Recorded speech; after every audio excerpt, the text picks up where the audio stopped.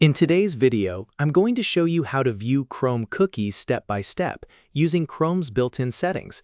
This is a quick and useful method if you want to check stored site data, troubleshoot login issues, or understand what information a website is saving on your browser.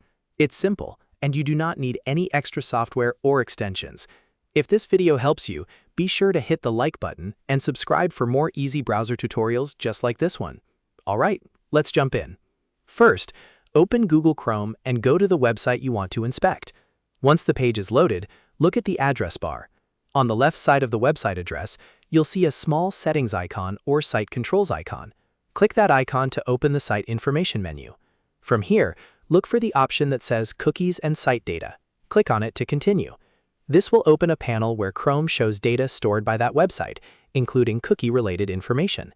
Next, click Manage On-Device Site Data. This is where Chrome lets you view and manage the site's stored data on your device. Depending on the website, you may see entries related to cookies, local storage, and other saved site data. Take a moment to review the information carefully. If you're checking cookies for troubleshooting, this can help you confirm whether a website is saving data properly or if something needs to be cleared and refreshed.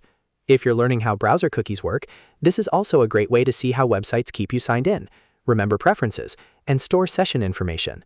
Just remember that cookies are often part of normal website behavior, so seeing them here is completely expected.